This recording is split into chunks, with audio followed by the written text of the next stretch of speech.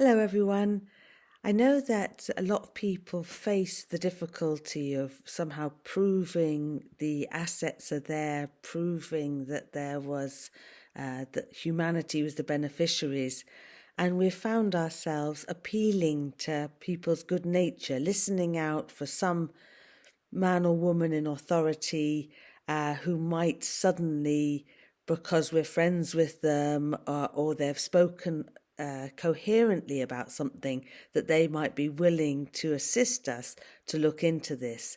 But that isn't the strongest approach, and it's not Judge Adrian Fon's approach.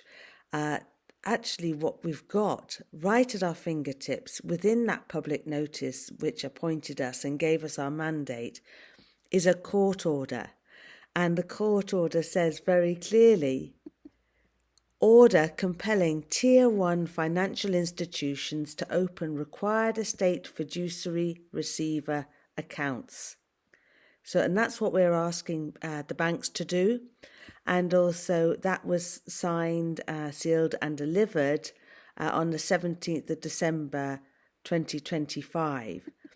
So that's brilliant. There's also, we go back to the agreements which are accurate from 1967 when the deposits were made in every country. But we also have the Bretton Woods Agreement and the Green Hilton Memorial Agreement, and these were passed and agreed and authorised and are in place. So we are using instruments that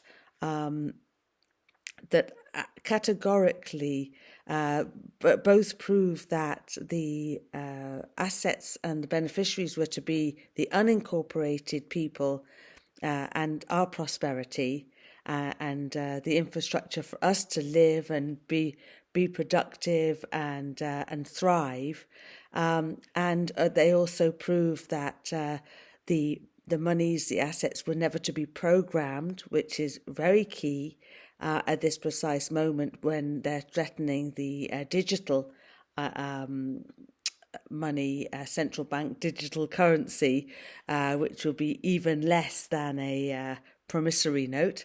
And but we've also got these agreements in the public record, in living memory, where it was decided, yes, that these needed to be paid out. And it was a lawsuit that that the farmers brought because the banks were stealing so much of their money and land.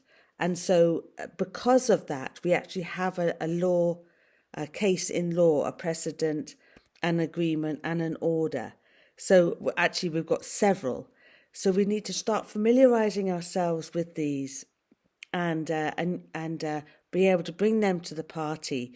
And when we talk about UCC1 Judge Adrian Fons being the fiduciary, and he is also he's been appointed specifically to audit the global assets. And they are all there listed on that public notice as well. I think it's something like 180 epic and multifaceted assets that have been hidden from us. So we have that authority as co-trustees to demand that audit. We are carrying out this order from December, and from the probate court, a more recent one from the Supreme Court in America, and all these agreements absolutely set in stone, passed into law, and so that is the starting point that I think we need to be emphasising, rather than these legendary assets that were left for us, because that's difficult to prove and maybe easily dismissed, whereas these court orders definitely aren't.